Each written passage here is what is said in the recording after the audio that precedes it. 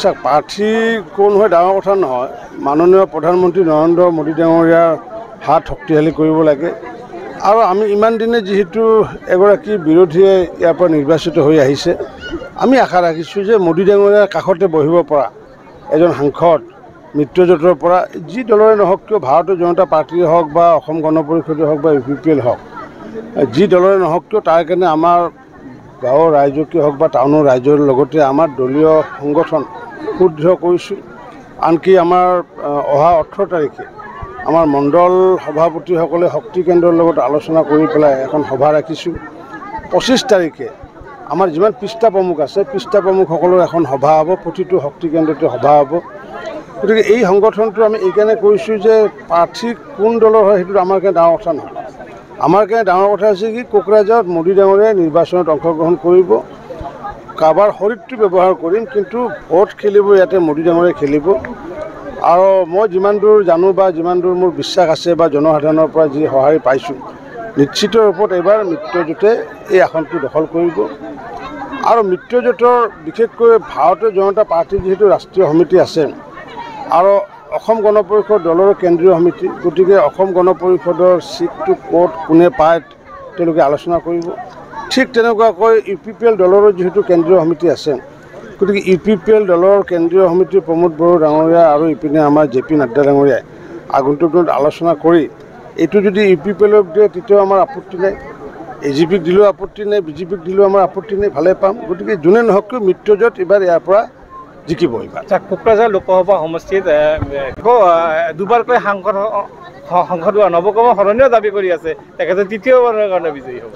সেইটোতো অসম্ভৱ। কাৰণ কিয়, যি নৱশৰণীয়া ডাঙৰীয়া আগতে পূৰ্বতে অবড়ো কনচেপ্ট লৈ পেলাই নিৰ্বাচনত অংশগ্ৰহণ কৰিছিলে আৰু সেই সময়তো এই অঞ্চলৰ ৰাইজে ভোট দিছিলে।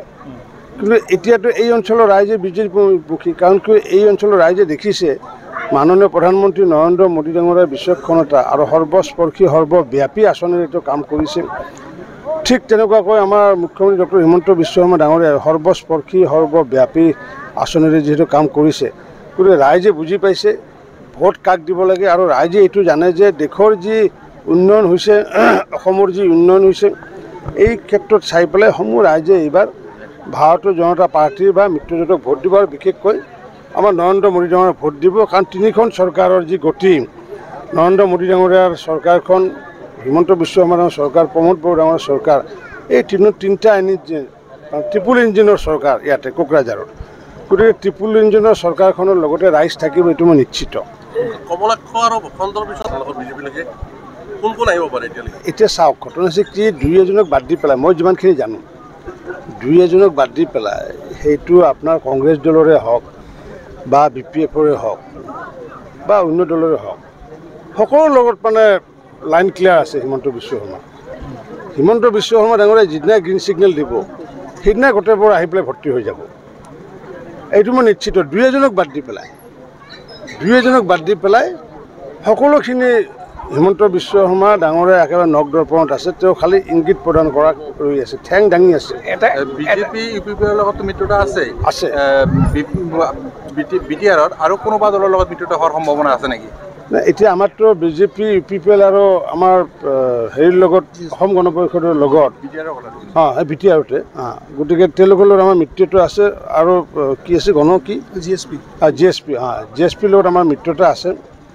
গতিকে আৰু কোনোবাই যিসকলে এতিয়াও আমাৰ মিত্ৰতাত আবদ্ধ হোৱা নাই, বিনা স্বত্বে যদি আমাক সমৰ্থন দিয়ে, নিশ্চিত ৰূপত আমি সমৰ্থন গ্ৰহণ কৰিম।